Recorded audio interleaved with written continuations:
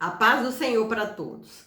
A nossa lição de hoje é a lição de número 6 do terceiro trimestre do ano de 2021, que tem por título O Profeta Elias e Eliseu, seu sucessor. O texto áureo que se encontra em 1 Reis 2,9 nos diz: Sucedeu, pois, que havendo eles passado, Elias disse a Eliseu: Pede-me o que queres que te faça, antes que seja tomado de ti. E disse Eliseu: Peço-te que haja porção dobrada de teu espírito sobre mim. A verdade prática, a história de Elias e Eliseu nos inspira a andarmos com pessoas que desfrutam de intimidades com Deus e que, por isso, vale a pena serem seguidas e imitadas. Nós devemos andar com pessoas que tenham intimidade com Deus, pessoas fiéis, pessoas que dê bons exemplos, que tenham aquela intimidade com Deus, que nós vamos ganhar muito com isso. Andar com pessoas íntegras, pessoas que não dê maus exemplos, pessoas boas crentes, pessoas boas, pessoas do bem, pessoas que servem, que têm compromisso com o Evangelho do Senhor. Devemos procurar sempre pessoas responsáveis para andar ao nosso lado. Com isso, nós aprenderemos bastante. Aprenderemos a viver melhor, a sermos bons, melhores pessoas do que já somos. A lição de hoje falaremos sobre Elias e sobre o seu sucessor, que foi Eliseu. Elias foi um profeta fiel e com isso Eliseu o seguia os teus passos. Queria ser como Eliseu, ter aquela intimidade, ser como Elias, ter aquela intimidade que Elias tinha com Deus. Elias foi um exemplo a ser seguido por Eliseu. O ministério de Elias estava terminando quando Deus o ordenou que ungisse seu sucessor. O escolhido foi Eliseu. Eliseu era muito próximo e leal a Elias. Antes de ser levado aos céus pelo Senhor, Elias perguntou a Eliseu sobre o que ele queria que fizesse por ele. O que Eliseu queria receber de sua parte. E Eliseu, mais que depressa, pediu porção dobrada do espírito de Elias sobre ele. E assim foi. O fim do ministério de Elias e o início do ministério de Eliseu são os assuntos dessa lição. Eliseu queria porção dobrada, queria ser como Elias era com Deus, ser abençoado por Deus, ser fiel, ter intimidade com Deus. Elias realizou grandes feitos em seu ministério profético. Foi vitorioso diante dos profetas de Baal e Aserá. Foi ousado e perspicaz para repreender, aconselhar e direcionar os reis. Foi alimentado de forma milagrosa por Deus em tempos de adversidades. Com isso, aprendemos que Deus não desampara o seu filho. Deus não desampara aquele que faz a obra, aquele que serve com sinceridade ao Deus grandioso. Deus está sempre com essas pessoas que são fiéis. No entanto, mesmo diante de tamanhas realizações, chegou a hora do profeta encerrar sua missão na terra. Todos têm o fim da missão aqui na terra. Um profeta com grandeza de alma. Embora Elias seja considerado um dos maiores profetas do Antigo Testamento, a ponto de aparecer no Monte da Transfiguração ao lado de Jesus e Moisés, como está em Mateus 17:3, ele não proferiu nenhuma profecia de longo prazo e provavelmente não escreveu nenhum livro. Isso nos ensina que a grandeza de um profeta não é medida somente pelo tempo do cumprimento de suas profecias, mas principalmente pela integridade e grandeza de sua alma. Elias estava em Gilgal quando iniciou os preparativos para o seu arrebatamento. Esse lugar foi cenário de grandes e marcantes acontecimentos.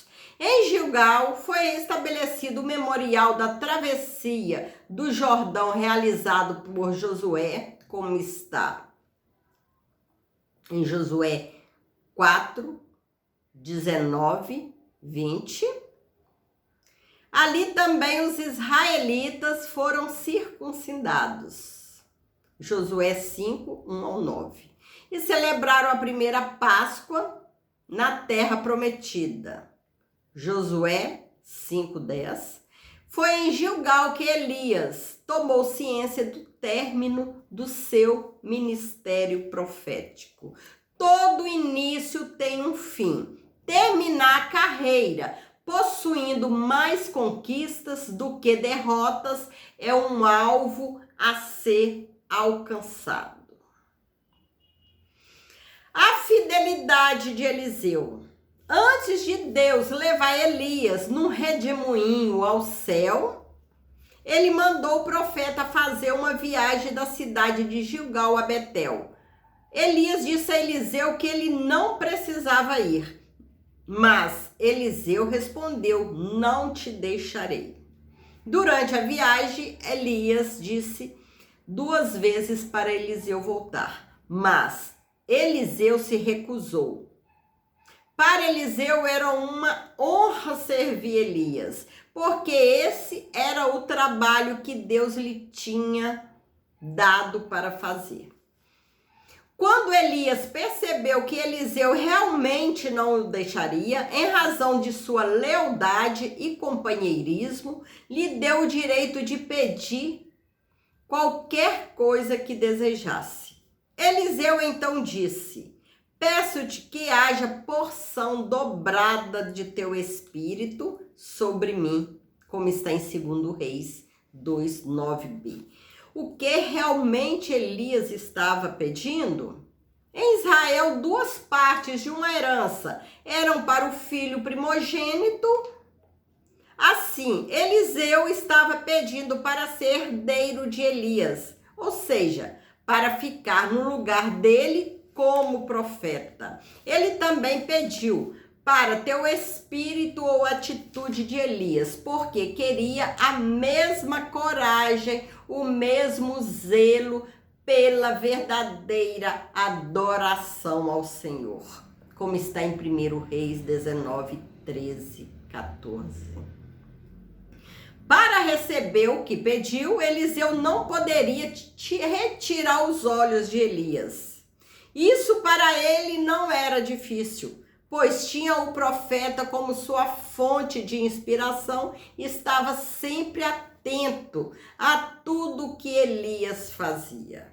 As melhores oportunidades para aprender a crescer ministerialmente acontece quando podemos nos espelhar em alguém que realmente serve a Deus com amor e fidelidade. Em nossas igrejas, sempre nós temos alguém a quem a gente espelha.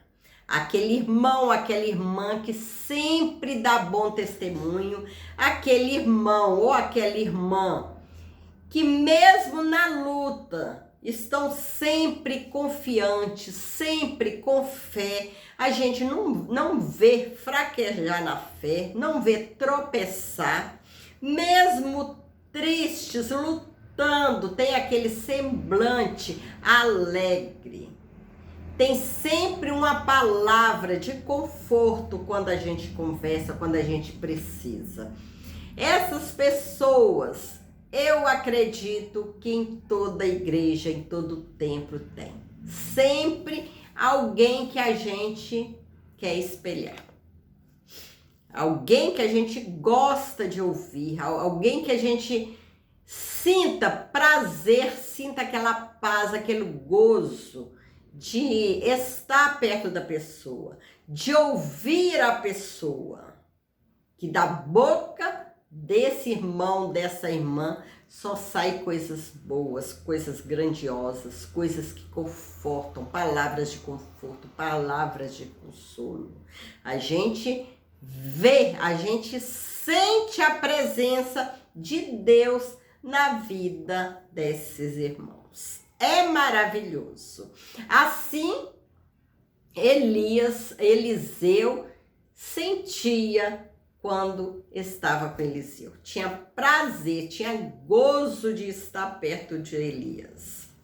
Deus está pronto para conceder os pedidos que fazemos a Ele.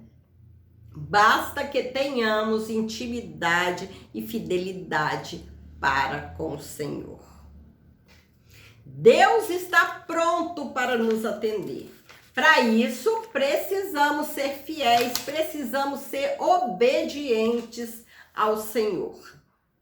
Qual pai, humanamente falando, tem coragem de falar um não, de negar algo que está, ao seu alcance para dar ao filho quando aquele filho é obediente, quando aquele filho, tudo que o pai fala, tudo que o pai pede para fazer, ele está pronto para atender. Agora imagine Deus, que é sem pecado, que é um Deus amoroso, que é um Deus que tudo pode, acima de tudo, acima de todos. Imagine se Deus vai negar um pedido a um filho que está sempre em obediência, está sempre nos trabalhos da igreja, está sempre orando, sempre buscando ao Senhor, obedecendo ao Senhor. Deus ouve e responde. Basta que tenhamos essa intimidade gostosa com o Senhor. A amizade sincera e a comunhão na igreja sempre resulta em bênçãos extraordinárias para a obra do Senhor. Deus ama aquele que faz sua obra com sinceridade. Enquanto Elias e Eliseu caminhavam juntos e conversavam, o que denota intimidade e comunhão entre os dois. Elias foi separado de Eliseu por um carro de fogo que o elevou no redemoinho. Elias foi arrebatado. Elias não conheceu a morte. A amizade sincera e a comunhão na igreja entre os irmãos que se amam e se respeitam sempre resultam em bênçãos extraordinárias para a obra de Deus. Elias deixou sua capa cair quando foi elevado ao céu. Quando foi arrebatado, Elias deixou sua capa cair. Essa capa foi herança que o profeta deixou para seu servo Eliseu, como está em 2 Reis 2:13. Ela legitimou o ministério dele publicamente, ao tocar nas águas do Jordão e dividi-las para uma e outra banda. como está em 2 Reis 2,14. Esse episódio foi visto pelos filhos dos profetas de Jericó, que imediatamente reconheceram que a unção de Elias estava sobre Eliseu. 2 Reis 2,15. Elias foi levado ao céu assim como Enoque, como está em Gênesis 5, 24, sem experimentar a morte. O traslado milagroso de Elias ao céu foi o selo divino de aprovação com destaque da obra, do caráter e ministério desse profeta. Elias permanecera em tudo fiel à palavra de Deus no decurso de todo o seu ministério. Até o último momento, vivera em prol da honra de Deus. Tomara posição firme contra o pecado e a idolatria de um povo apóstata e despertara o remanescente fiel de Israel. Teve uma comitiva magnífica para conduzi-lo em triunfo ao céu. A trasladação de Enoque e Elias assemelha-se ao arrebatamento futuro do povo fiel de Deus, ao arrebatamento da igreja, a segunda vinda de Cristo. Deus concedeu o pedido de Eliseu porque os motivos de Eliseu eram puros. Eliseu era sincero.